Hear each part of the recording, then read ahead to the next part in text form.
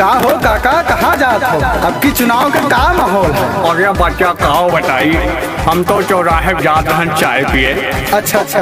और माहौल के जौन बात बाय, माहौल अब की वही राजेंद्र भैया का जितावे के प्लान बाय। अच्छा अच्छा। बीच में तो इदाई देखबे की हो सब प्रधान भाई लेकिन कुछ काम नहीं करे। कंसापुर दसिया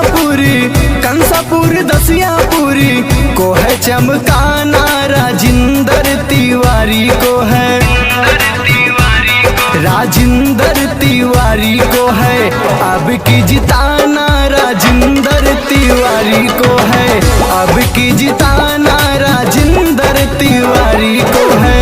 कंसापुर दसिया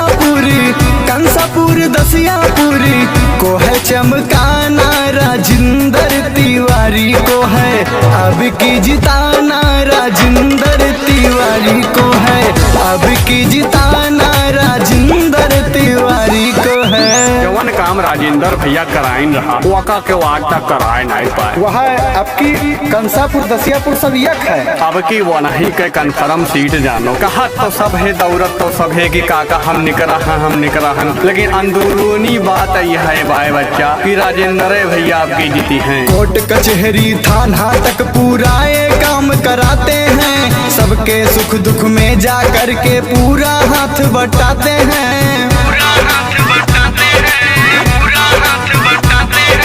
कोर्ट कचहरी थाना तक पूरा ये काम कराते हैं, सबके सुख दुख में जा कर के पूरा काम कराते हैं।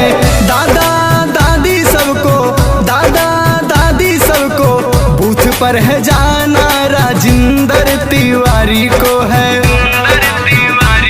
राजेंद्र तिवारी को है अब की जिताना, राजेंद्र तिवारी को है अब की जिताना, राजेंद्र तिवारी को है।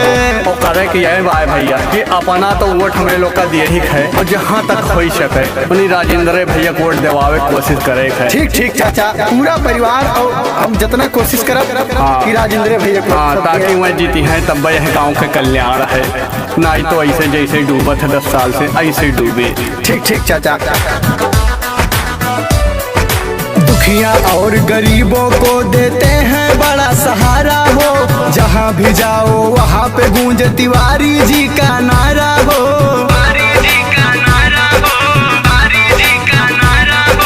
दुखिया और गरीबों को देते हैं बड़ा सहारा हो, जहाँ भी जाओ वहाँ पे गूंजे तिवारी जी का नारा हो। सच्चा ईमानदार प्रधान है बनाना, राजेंद्र तिवारी को है, राजेंद्र तिवारी को है अब की जिताना, राजेंद्र तिवारी को है अब की जिताना, राजेंद्र तिवारी को है। जन जन की है यही पुकार, राजेंद्र तिवारी अब की बार। तो भाइयों बहनों, ग्राम सभा कंसापुर दसियापुर से इस बार राजेंद्र तिवारी को जिताना है और अपना ग्राम प्रधान बनाना है।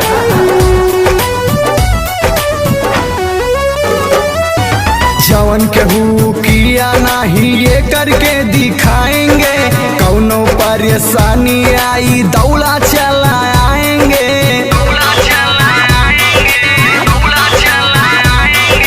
जवन केहू है किया नहीं ये करके दिखलाएंगे, कौनो परेशानी आई दौड़ा चला आएंगे। अंकित तिवारी कहते नाही भुलाना, राजेंद्र तिवारी को है, राजेंद्र तिवारी को है अब की जिताना, राजेंद्र तिवारी को है अब की जिताना।